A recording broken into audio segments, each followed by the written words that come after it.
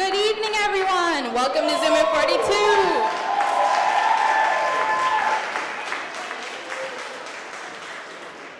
Hello, everybody. My name is Terrence. I'm a high school senior, and this is my last term here at Baycat. Hi, I'm Ife. I'm also a high school senior, and this is my final term as well. We will be your hosts for tonight.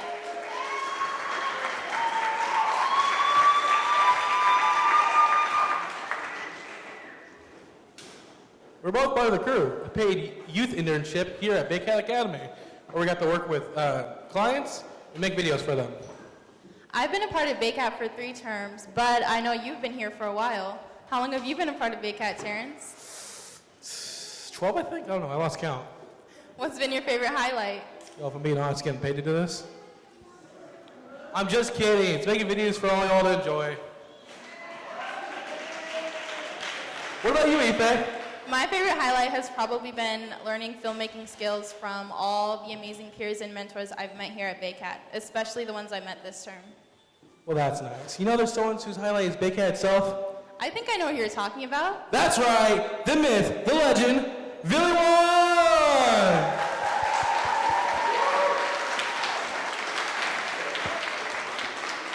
Hello, come step forward a little more.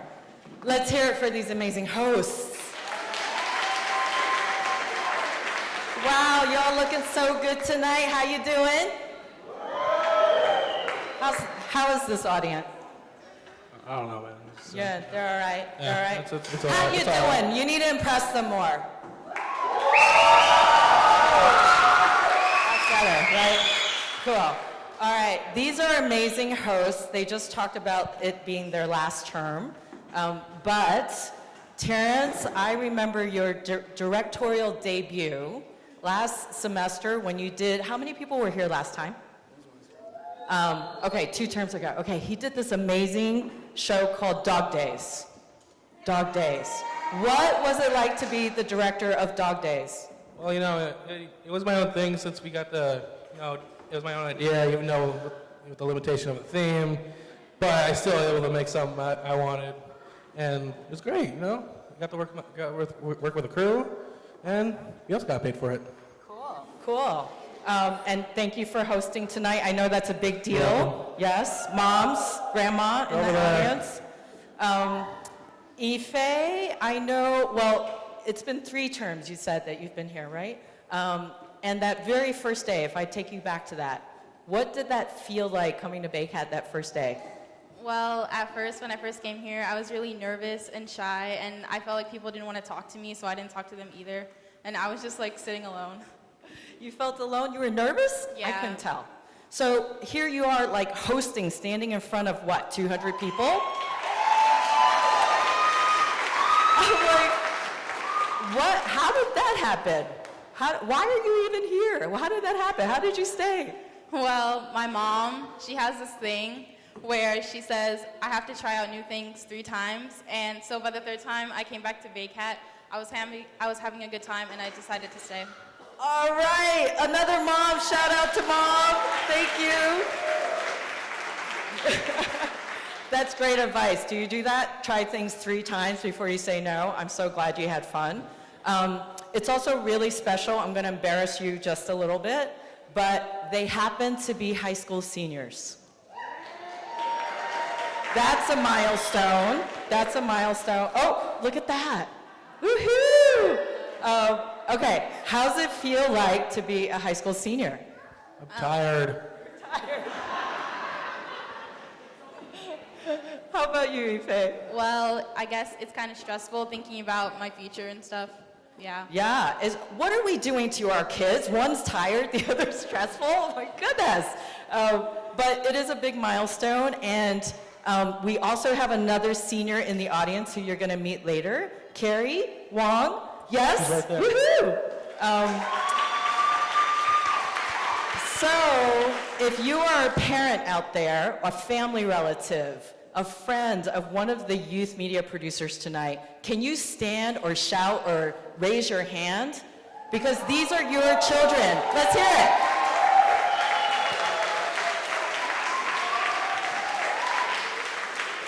Yes. Thank you so much for sharing these amazing milestones with us and your beautiful children. Okay, take a quick break and you'll be right back, yeah? Oh, okay. Kick us off, okay. Woo! All right, this show, this time together, this is a moment for us to really be together as a community. And today's show about race is really near and dear to my heart. I don't know about you, but when I was their age as a teenager, I don't think I really understood what race meant.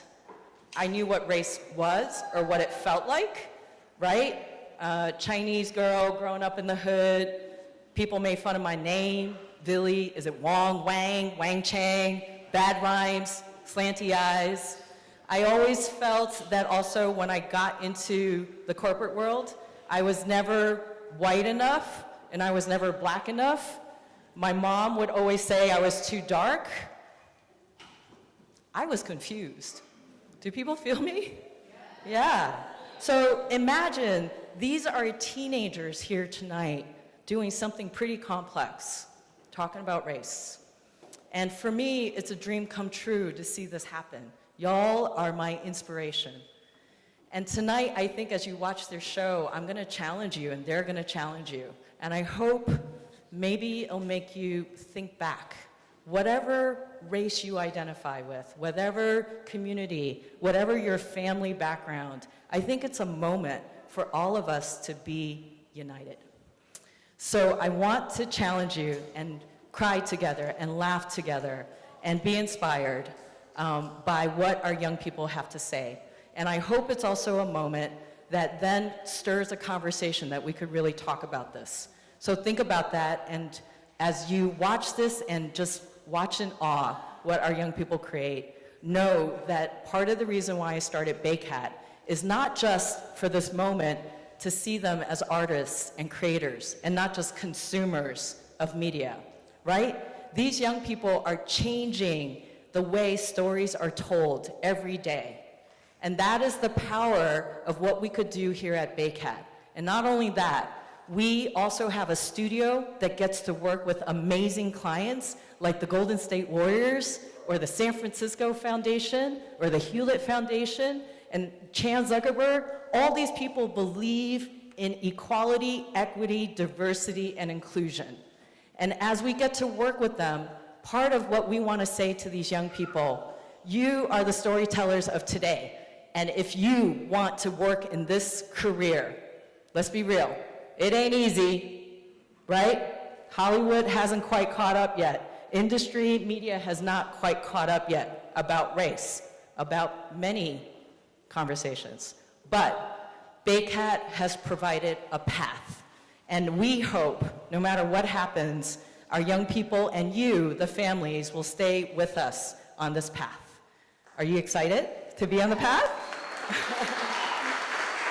Thank you. Well, that's a little bit about us, and why don't we welcome the hosts back, Terrence and Ife.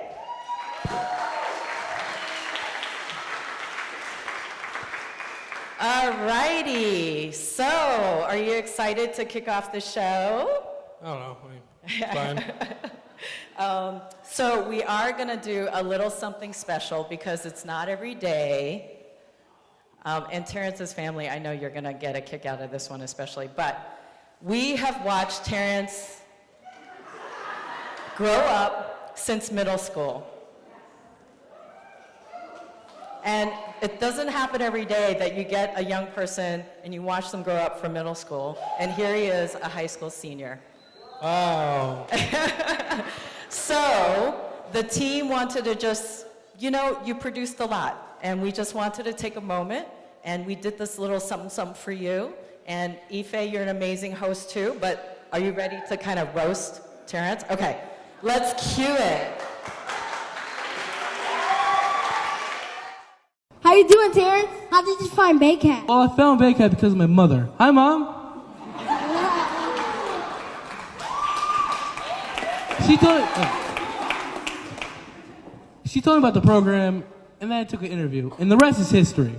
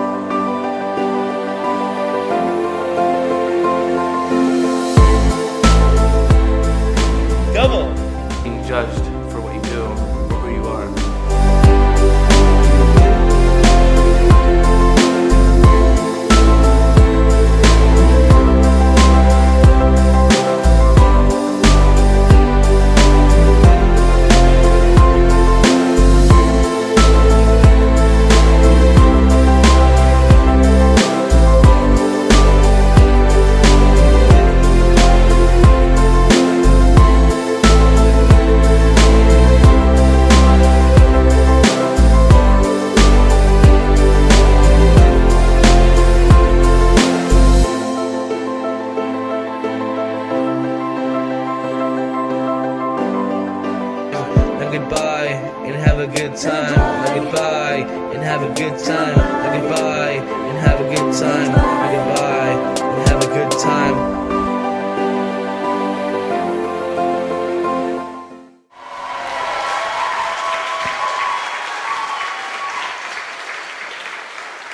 Come.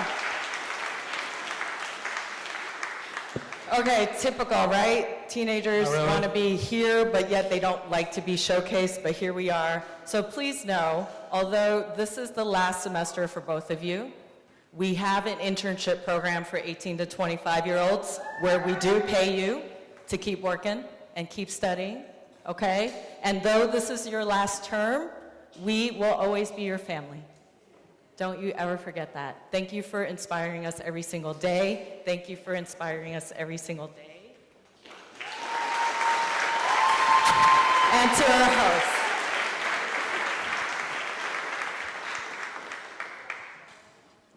Thanks, Billy.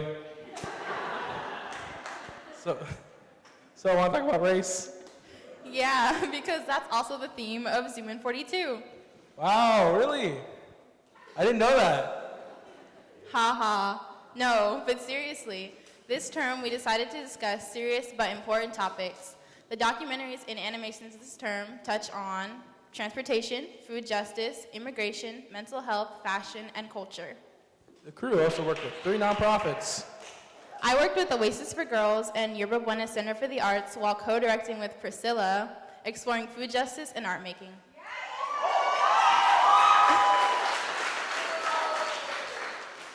And I worked with Girls 2000s and the government agency, SFMTA, with my piece, Next Up. No spoilers, though. Now, without further ado, let's begin ZoomIn 42. Roll it!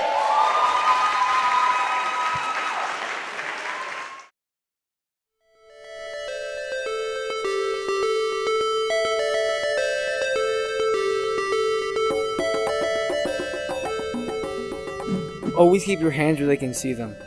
Don't move too quickly. Take your hood when the sun goes down. My parents raised me and my siblings in an armor of advice. An ocean of alarm bells so someone wouldn't steal the breath from our lungs. So they wouldn't make a memory out of our skin. And so we could just be kids, not casket or concrete. And it wasn't because they thought we were better than anyone else. It was simply because they wanted to keep us alive. And I refuse to accept that we can't build this world into something new. Into a place where every single one of us can breathe.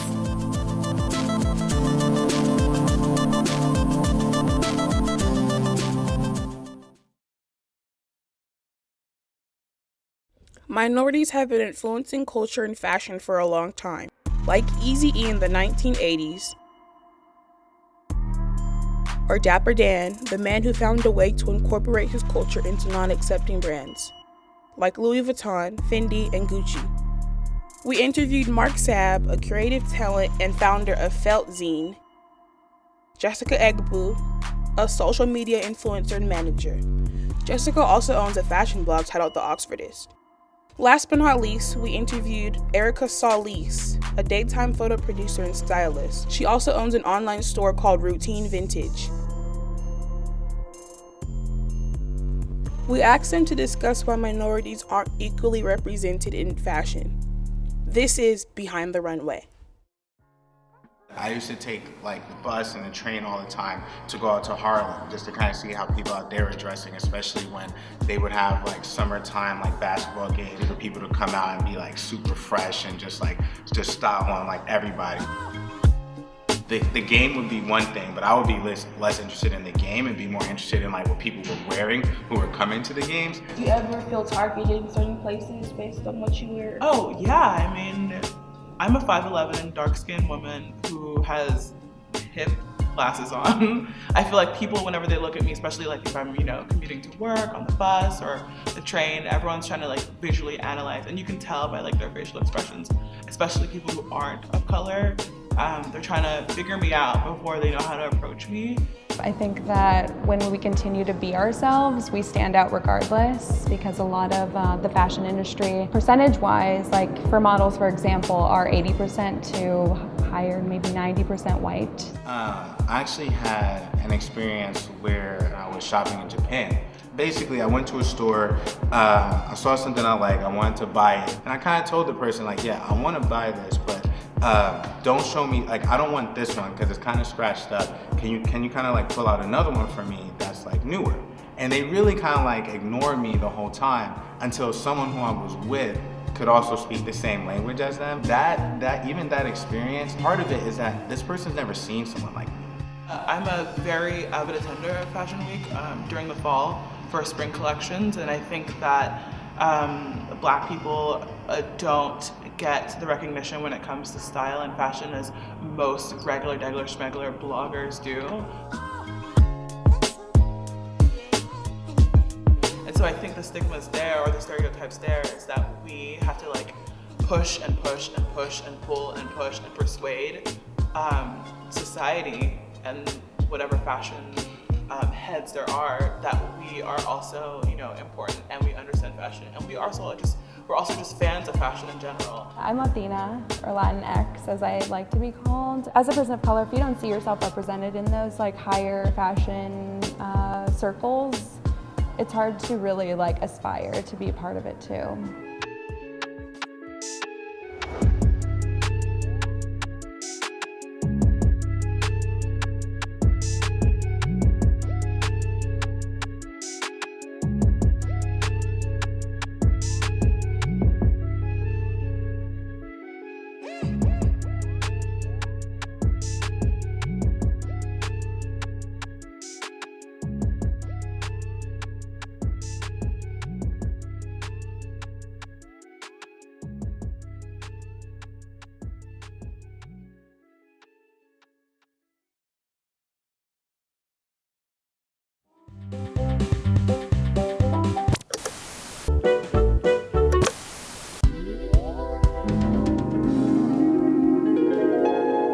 Ever wanted the perfect life? Well, too bad! You don't, but the #1 toy in America does. Who is it, you ask? Well, it's Oliver, of course. Only Oliver. Yeah. You can get Oliver with the very low price of only $550. You can get accessories of sunglasses, money, and a suitcase for $200. You might as well get him with the MyPhone X for $300 and get him those SkyPods for $200. Get Oliver the Les Lamborghini for $700 and get him the Dream Life Mansion for only $2,000. And if you pay $100 more, you can get the remote control Les Lamborghini. If you call this number now, you could get 1% off. That's a steal. Look at that mansion. How can you refuse to buy all of this? If you were to buy all this right now, it would only cost $3,950. So buy now, because your life will not get any better. Wow. Mom, can I have this toy?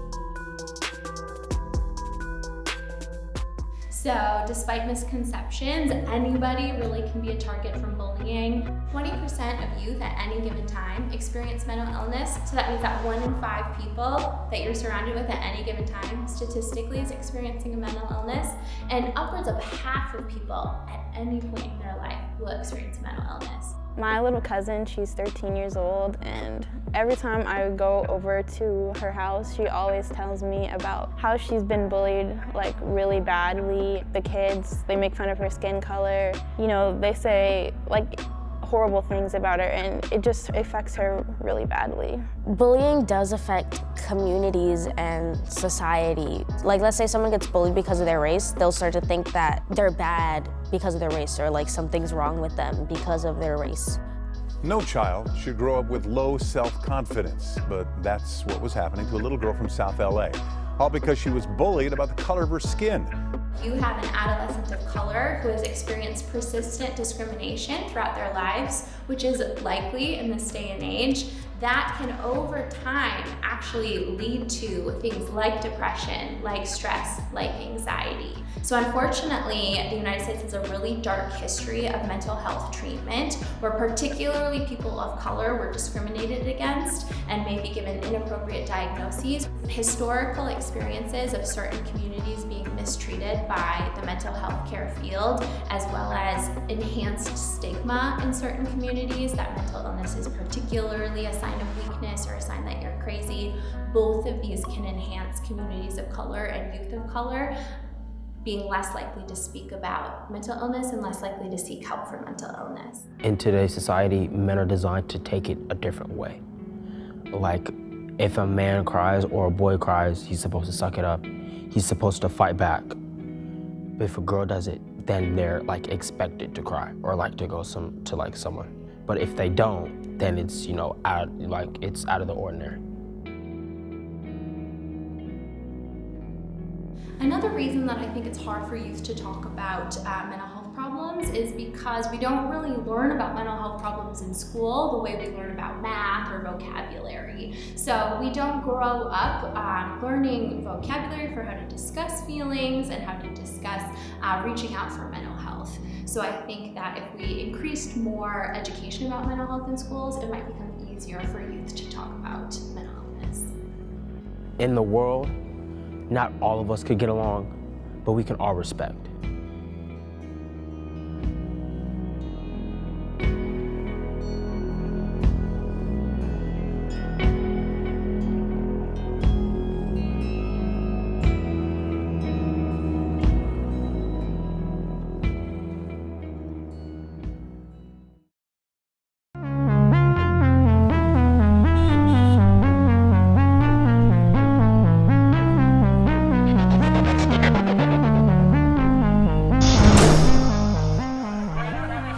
I can't believe that the only field trip we get for the entire year is to some boring old museum.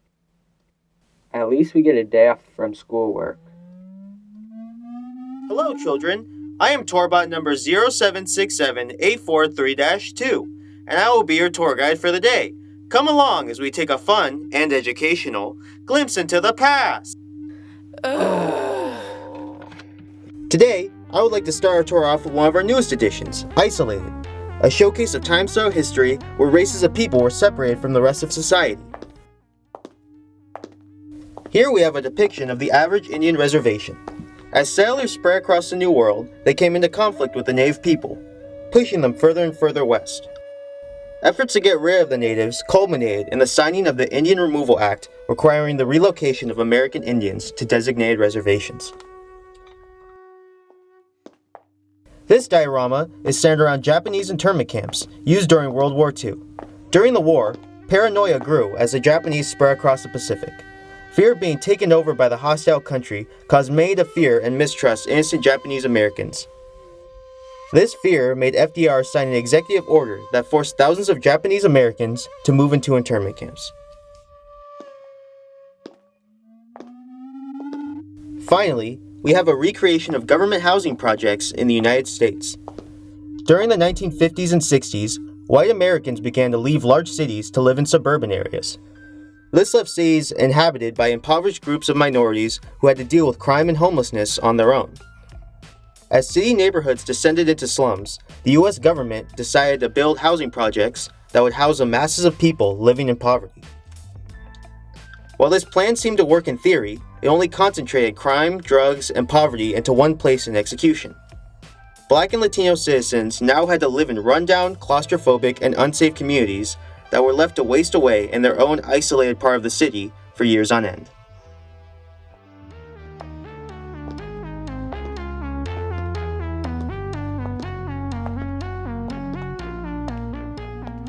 We hope you've enjoyed your visit to the Outlook City History Museum. Please come back next week when we unveil our newest exhibit, Cat Videos, A History.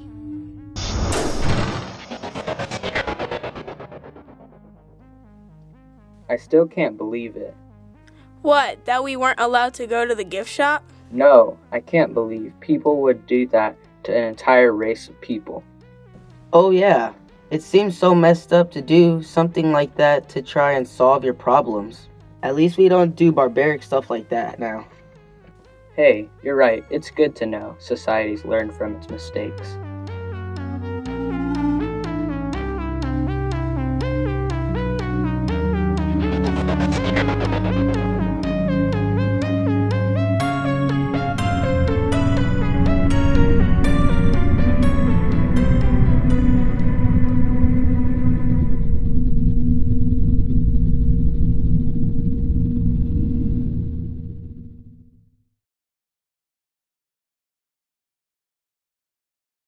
When Mexico sends its people, they're not sending their best. And the president wanting to throw illegal migrants out of the country. They are being released by the tens of thousands. They are not coming into the USA, and we will close the border permanently if need be. They're bringing crime, they're rapists, and some, I assume, are good people. It's far from the complete story. Next.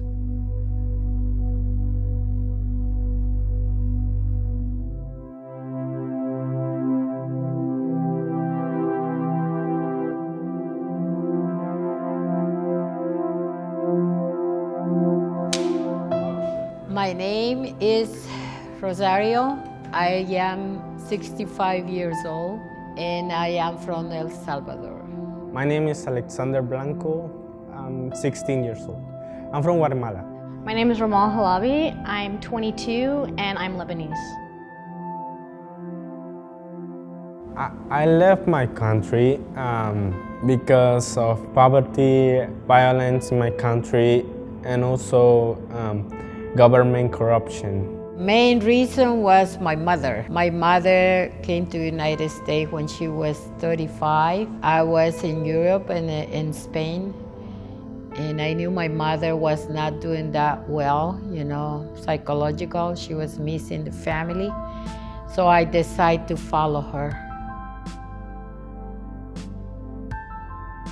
Being an immigrant is not an easy, it's not an easy thing. You leave behind everything, your family, you know, your customs, everything. After I crossed the border, I was actually at New York City, detained. It was really isolating. No one that I knew, like my family. It was really sad. Fellow SAG-AFTRA members and everyone at home, and everyone in airports that belong in my America.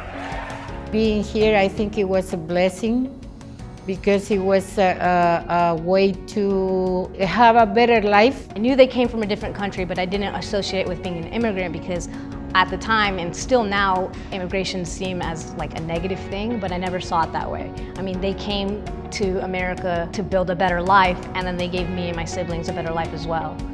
Immigration, I think, is a right. It's a right because people need to move to certain places and look for opportunities to escape poverty or violence in their home countries, and I think that's okay. How did you say? Okay, cut.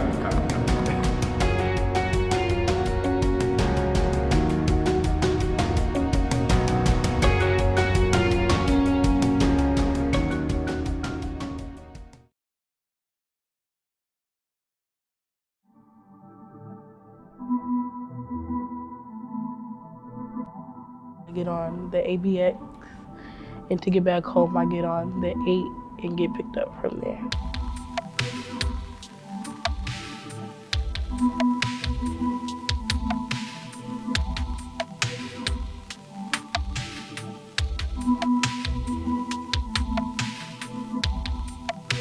My mom dropped me off, or I get on the 28 to school.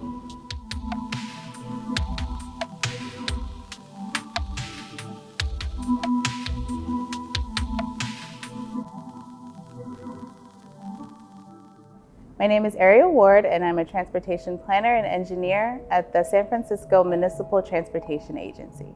I think that current transportation is in a really interesting state. Us being in San Francisco and being kind of in the hub of innovation culture.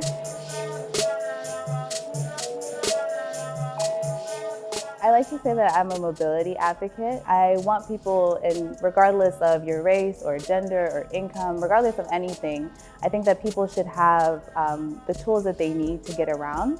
The worst thing I've seen on transportation is somebody getting something stolen or it's a fight. There's a lot of violence sometimes and a lot of crazy people. It's so important, and that's why I'm really invested in making sure that everyone can have equal access to a wide variety of transportation options.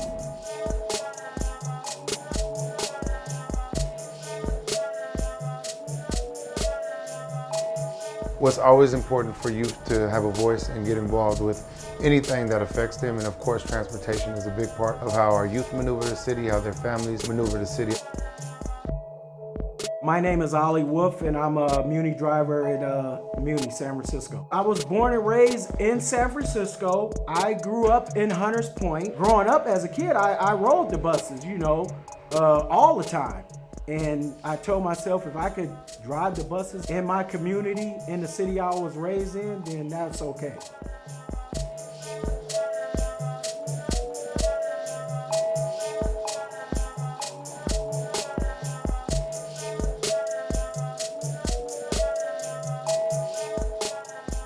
My concern is about Muni and safety for elders and teens. Making sure the buses run more often, making the buses bigger because a lot of buses are very crowded. Adapt the SFMTA, so that means making the bus sexy or making biking more attractive.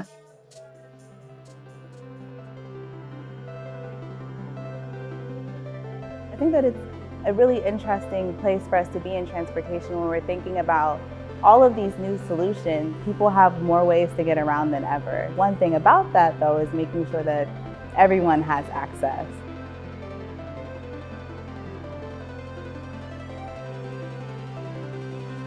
Sound off, be heard.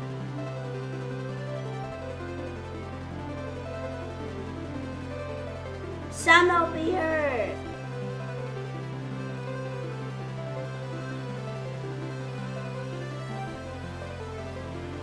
Sound off, be heard. Sound off, be heard.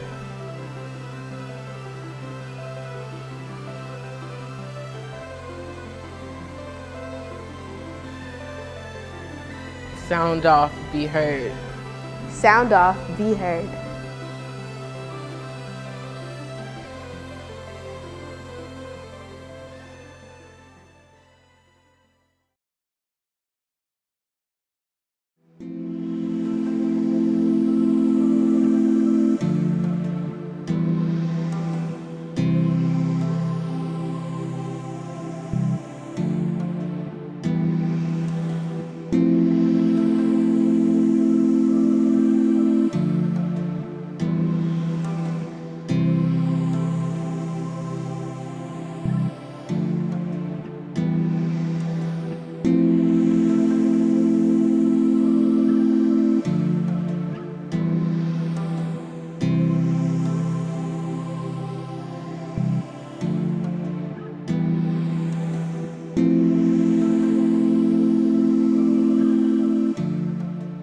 Oasis for Girls stands for a lot of different things, but we hold space for girls to live out their best life, whether it's through life skills, looking at their body, their rights.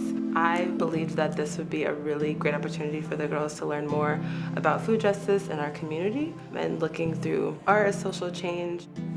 I feel like food is very important for my community, especially because I believe that there's a lot of Latin culture. We always have to go out of our way to find certain ingredients to make certain dishes that are important to us. Sometimes I wonder if I'm gonna have something good to eat or anything that's gonna be good for my body.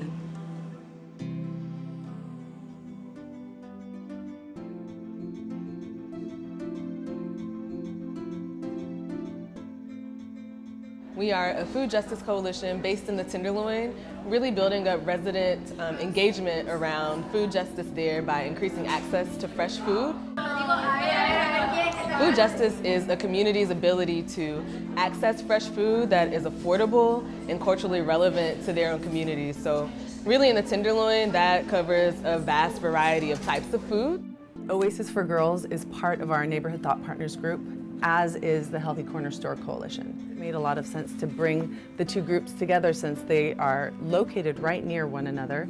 Part of the project is having it be a multi-generational effect where elders are working with youth and helping to exchange information ideas about how we need to move forward in this food justice movement and what has already been done in the past that we can continue to build upon. We're actually building currently a bodega-style grocery store, and this is really a way to further increase the accessibility to fresh, healthy food in the Tenderloin community.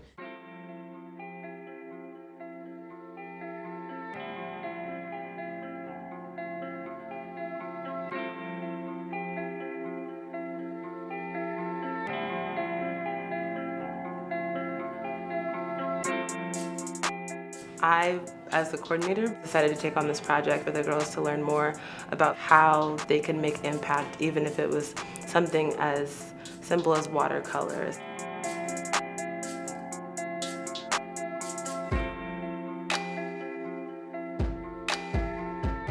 We use art and creativity to think about solutions in the world, and Oasis for Girls is also thinking about art and creativity for solutions to things that they are thinking about.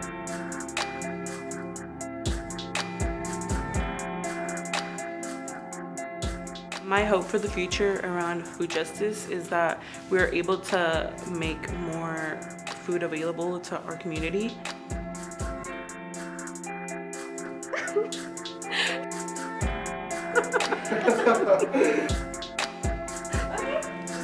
Great job.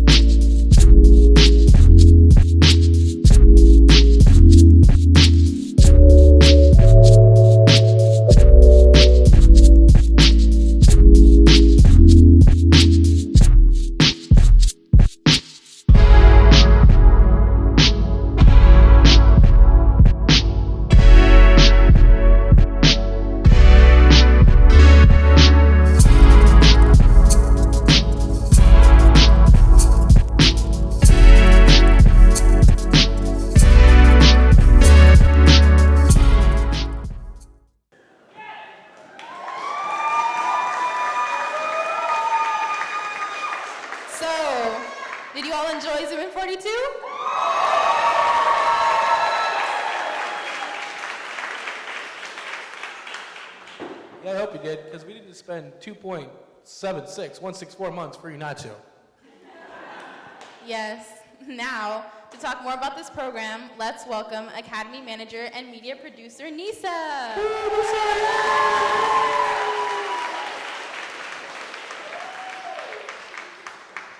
Thank you, Aoife and Terrence. Can we give them another round of applause?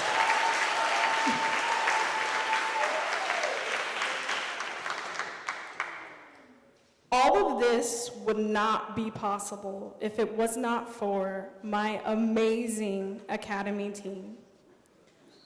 And a very special shout out to Jay and Ben, our volunteers for this term. We couldn't have done it without you. Thank you for your patience and your support.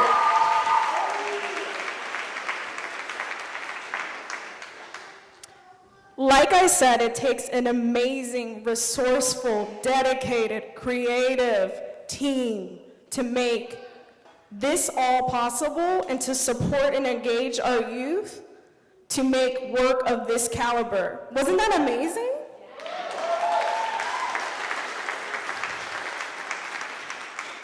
So without further ado, a huge thank you to my amazing Academy team. Please come out.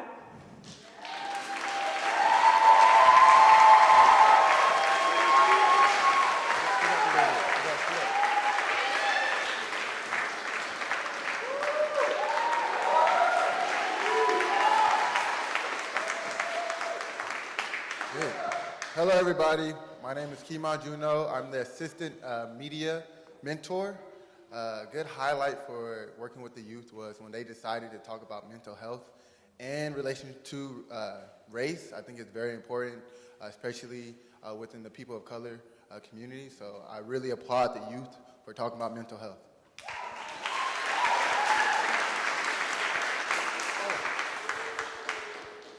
And moving forward from this program, even though I really love the youth, I had to continue to move forward with, I got the chance to be a production assistant at Industrial Lights and Magics, which is the visual effects company for Lucasfilm.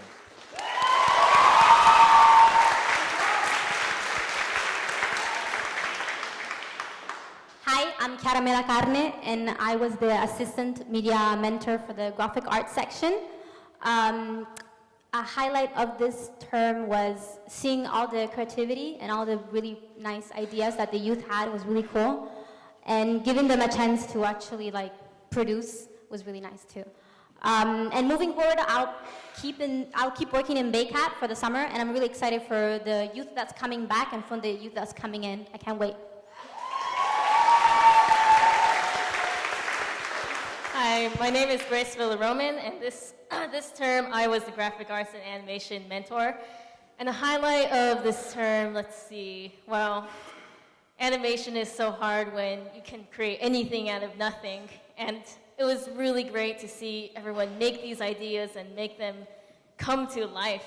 And on top of that, with everything they had to learn from programs and everything, all the students were so courageous and fearless when it came to learning new trades and skills.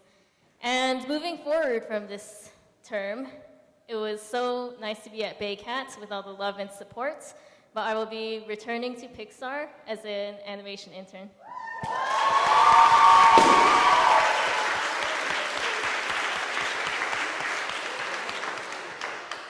Hello, everybody. I'm Michaela Lyles, the media producer and mentor for filmmaking and the crew. Man, where do I even start with all of you? I'm just so impressed. I didn't realize I wanted to be a filmmaker till I was in my 20s. So y'all are way ahead of the game. But I would have to say one of my biggest highlights is just seeing all of you grow into incredible creatives and filmmakers who have such ambitious and courageous ideas, and putting that to the screen is really hard to do, and y'all did it beautifully. So I'm proud of you. What's next for me, in a very bittersweet sort of way, is I will actually be leaving BayCat to pursue a career opportunity executive producing and directing a docuseries that I've really wanted to work on.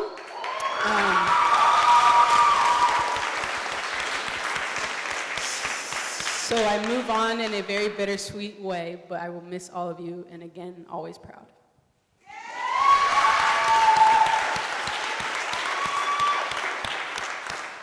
Hi, everybody. I'm Genevieve. I'm the Academy Coordinator at BayCat.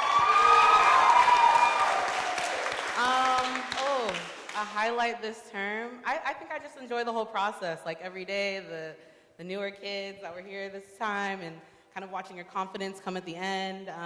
Yeah, I just enjoy the whole process with you guys. So it's nice to see you tackle this theme in a really unique way. And I'm just always inspired by what you guys do. So I'm really proud of you guys.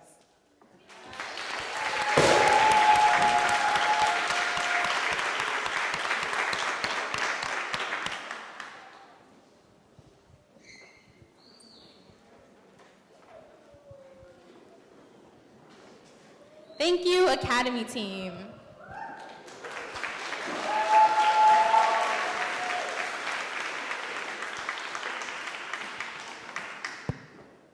Now to welcome the rest of the youth with Philly again.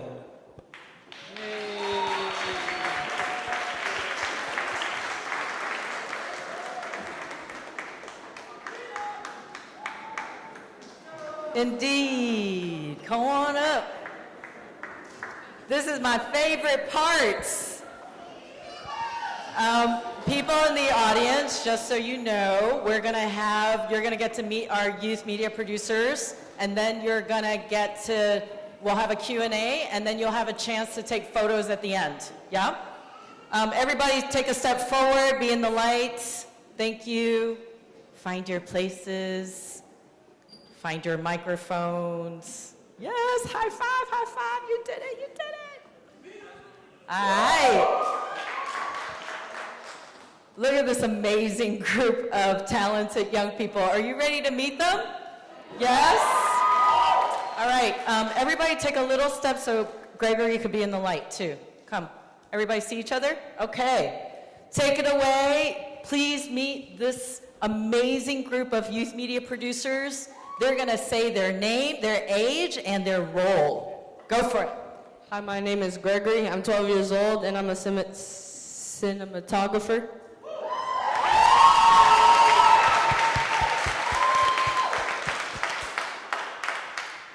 Hi, everyone. My name is Carrie Wang. I'm 18 years old, and I'm the cinematographer for The Next Stop.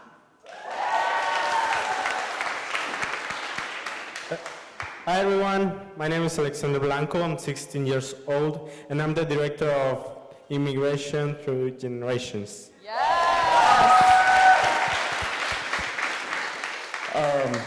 My name is Ryan Travis, I'm 15 years old, and I was director, editor, and animator for Oliver.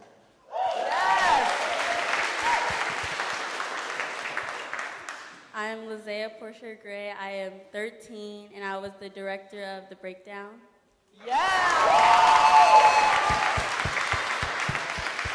I'm Jaden Nguyen. I'm 16 years old, and I was the assistant director for The Breakdown.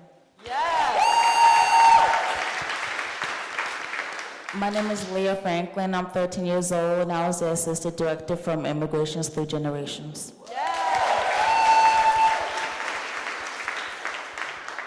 My name is Tony Yu. I'm 15 years old, and I was the camera operator for The Art of Food Justice.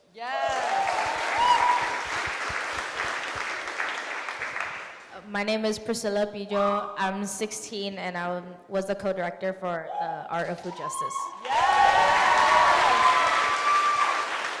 My name is Akil. I'm 15, and I was the editor for Next Stop.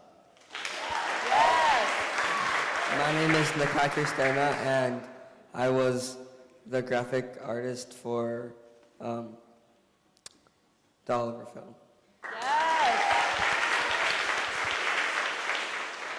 My name is Mika Martin. I'm 14, and I was an animator for Isolated. My name is Dion Chaudhry. I'm 12, and I'm the animator from the animation Oliver. My name is Chloe Presley. I'm 12 years old, and I'm an animator of the intro. Director. My name is Hamiki Hana. I'm 15 years old. I'm Director of Photography for Immigration Through Generations.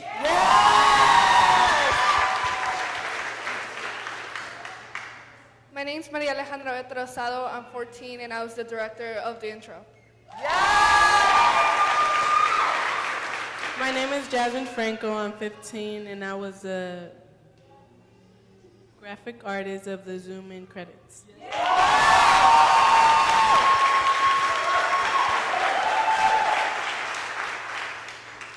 Hi, my name is Sarah Mohan. I'm 12 years old, and I was the cinematographer for Behind the Runway.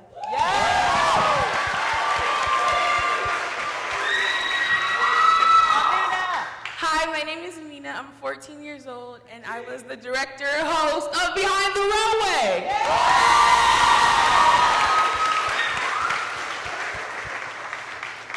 My name is Taran Chaudhry. I'm 15 years old, and I was the lead specialist in graphic design for the closing credits.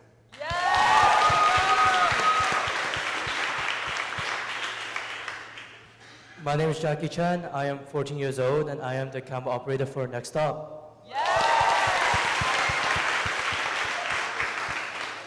My name is Javine McLean. I am 17 years old, and I am an animator and the director of Isolated.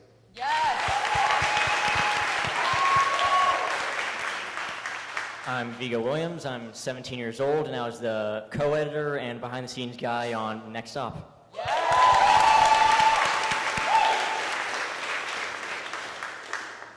Hello again. My name is Terrence Schlesinger. I am 18, and I was the director for Next Stop.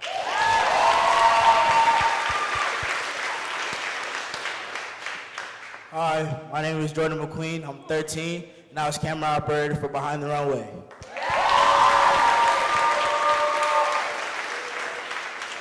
Hi, my name's Tyson.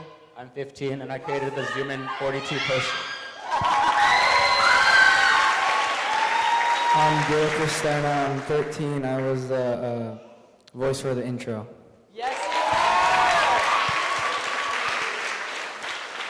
My name is Marcelino Rosario. I'm 17, and I was the cinematographer and editor for The Art of Food Justice.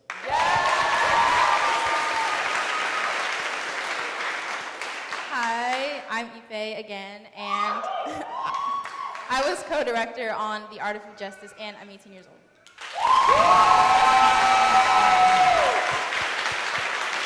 Yes, isn't this amazing? Did you, as you were watching the film, did you forget for a second that these were teenagers? Yeah, right? Complex, heartfelt issues. This is a moment to hear from them who want to speak a little more about their pieces. So we're going to start with that beautiful, poetic introduction that was animated. Maria, you were the director of that. That is amazing. Tell us your favorite part of creating the introduction. My favorite part was actually coming up with the poet from like Clint Smith's How to Raise a Black Son in America. It was really, he's such a great poet and a great activist, and I really enjoyed bringing out what I thought was like efficient.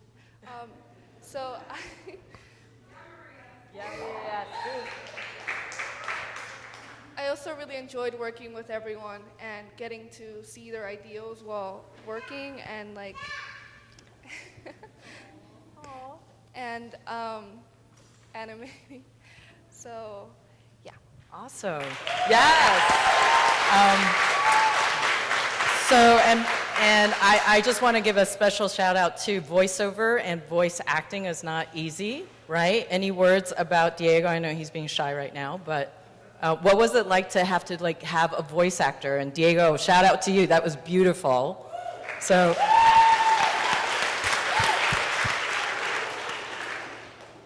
It was very wonderful working with Diego, especially when it kind of was like our first time like really working together and voice acting, which was it was really interesting actually, and we really we were like yeah, and so I don't know. Awesome. Thank you. Awesome. let's see. I'm going to pick on Jaden for the breakdown. Man, the breakdown was so amazing because what a complex story around mental health. This is also your first time, right? You were assistant director. Tell us about like that role for you and what did you learn? It was a really cool learning experience. I got to work with my group and come up with ideas on different things that we can do for the film. I learned a lot of things. I learned how to work cameras, set up equipment, and also edit everything. Awesome. Thank you so much for sharing that. Let's give it up. Yeah. Jaime, let's pass the mic. There was this, yes. I see you have a fan club. That's awesome. Jaime, you had also a really amazing opportunity to interview your grandmother. Yes? Yes. For Immigration Through Generations. You want to talk about like how that happened? What was it like to interview her or ask her, and what that meant to you and your own story? It was very interesting hearing my grandmother's story of her coming to America because I've never like heard her story and like the way that she told it, and it was very inspirational and it was very educational. And for me as a Latino kid growing up in my community, I never watched the news a lot, and now that I'm growing up, I feel like I should get more into my community when it comes to immigration and helping out other children that are my age. Wow.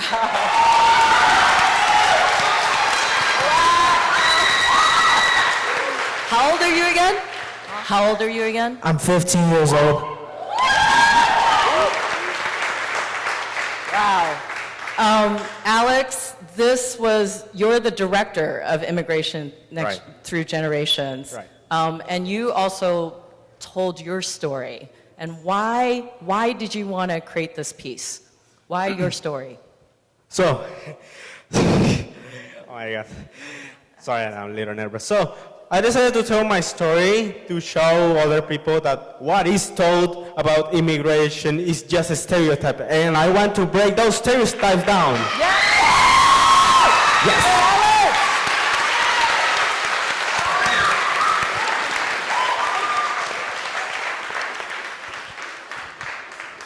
That's amazing. And what did it feel like to tell your story in front of camera? You had to be a director and you told your story. So was that difficult to do both? I guess so. I think, yeah, it was exciting. It was so exciting. Yeah, I saw you yelled cut at the end as the director. You cut yourself off. Yeah, it was, I don't know what I was doing that time. Congratulations, congratulations. Thank you. Let's give it up. In the back row, we have Giovanni, and you and your team created like this futuristic, amazing animation, Isolation, that was amazing.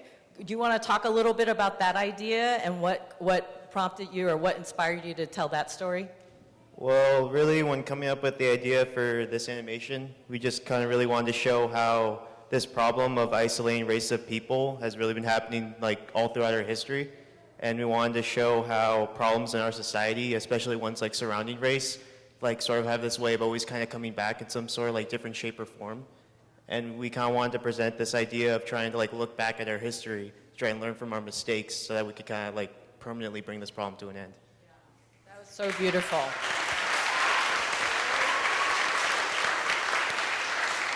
I love how your characters were so inclusive, and when the ending happened and it was like, yeah, we don't do that anymore. Oh, I wish that was the case. Is that your dream? Like, what is your dream of the future? Well, really, I just kind of want to see like people trying to like really look into what's happening with their society and trying to see like how these things kind of keep recurring all throughout history and trying to see if like what we can do differently to try and stop it. Thank you. That was a big lesson. Priscilla, let's get Priscilla the mic. You've been also a Bay Cat vet, and this time you got to be on the crew again to work on the food justice piece, yeah? So tell us what it was like to work for a client Okay. And they're in the house. No pressure. So, I don't know, it's cool working with the client and stuff, but as a director, you kind of want to carry out your own creative, like, vision and stuff, but when you're working with a client, you have to consider that it is their video that you are making, so you have to, like, do a lot of collaborating, which isn't necessarily difficult, but it is something to consider. And, you know, that's it. That's awesome. Oh, thank you so much. Just to be clear, so the crew are young people who have been through our program and are being paid as interns to work on the job and working with clients. So this is not easy. This is like first job experience. Yeah. Nino, let's hear from you. You're also on the crew.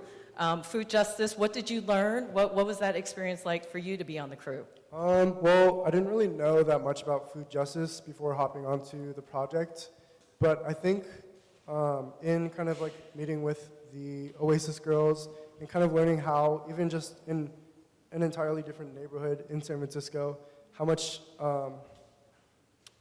they are not able to access foods that are like very relevant to their cultures. And you know, I was really excited just to kind of see the food justice leaders kind of come together and provide like a platform for these youth to access like healthier and more nutritious foods.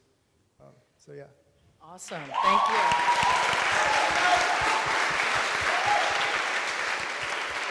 That's amazing. Y'all get paid to do something you love, and then you learn something, and then you teach us. That's like pretty amazing. Isaiah, where are you? Let's talk about music. Where'd he go? What happened to Isaiah? Oh, bummer. That's okay. Anybody wanna, well, I know Isaiah's the music person. Tyson, we're putting you on the spot. You wanna talk about like your experience working on the piece, and to the extent you wanna include music, that's up to you, okay? But you're also very noteworthy. Everybody who has a program, the beautiful poster.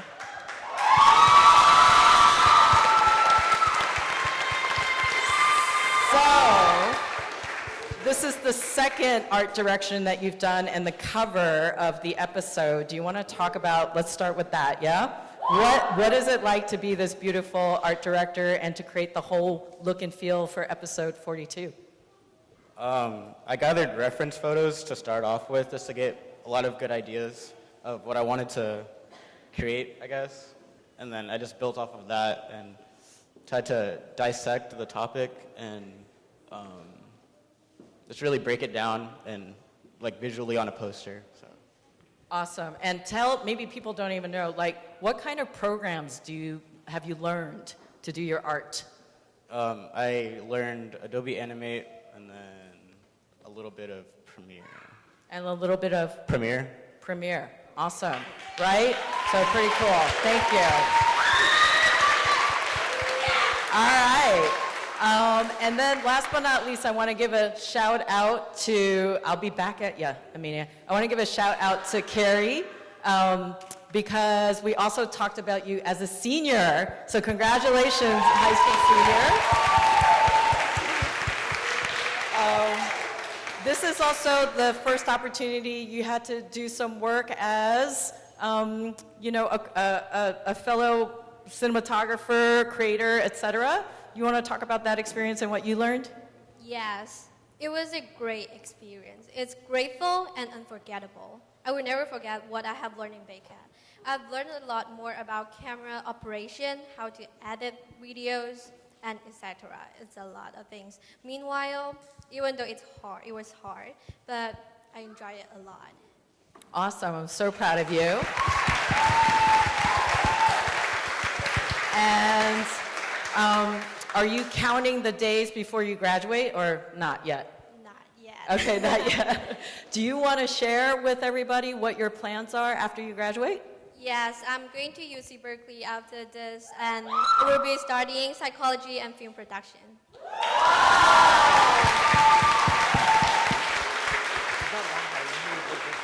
So, beautiful young media producers, this is also your opportunity. We're a little ahead of schedule. So, Amina, I just heard you said Amina. Do you want to say something about you're a fashionista? You're a fashionista. I am a fashionista. I loved your piece about the lack of representation in fashion. Can you just like share why you wanted to tell that story?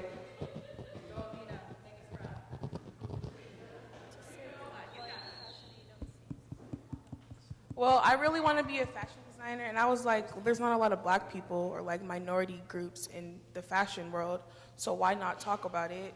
So me, Sarah, and Jordan interviewed like 3 stylists, an editor, and like, is that it? Yeah, and we asked them why there wasn't enough representation in the fashion world, and we got our answer. Okay. Period. And we could almost. Okay. Anybody else? This is your last chance for today.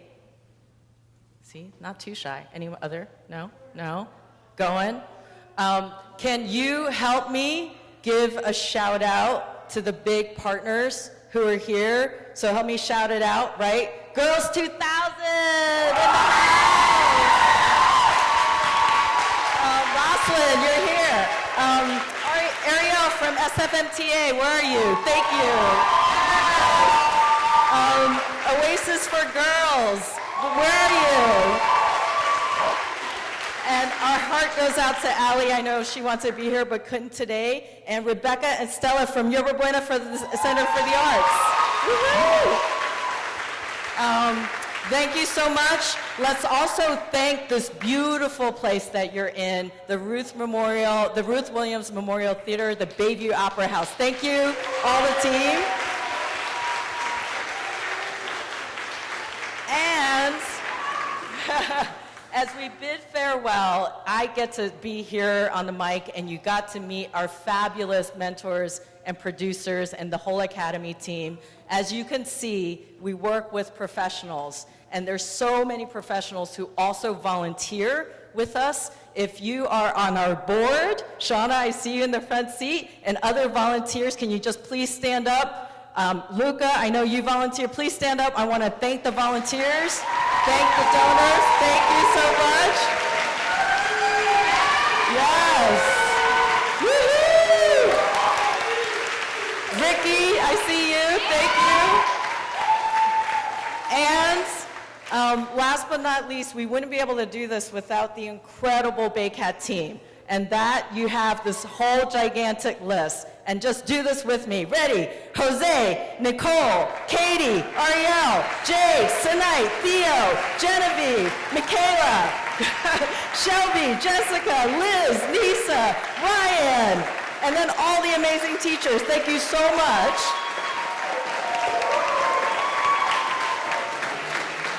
And this is episode 42. You have just made history.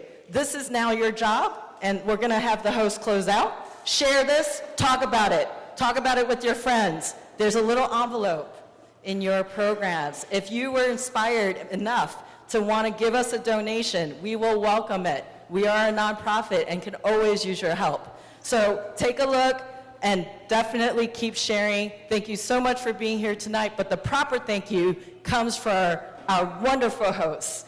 Let's give it up to Terrence and Ife. And let's close it out. Again, thank you all for coming out tonight. We hope you enjoyed the show. Now, if you know anyone that's 11 to 18 years old that is interested in digital media, please send them to baycat.org to apply for the summer term. The program starts on June 10th. Also, we'll be posting photos and videos from tonight's event on Facebook, so be sure to follow us there. And don't forget to hashtag your photos, Baycat ZoomIn, if you post them on social media. And follow us on all social medias.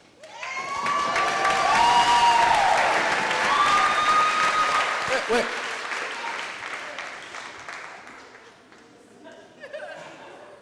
we have to say goodbye to them. Good night, y'all. Oh, bye.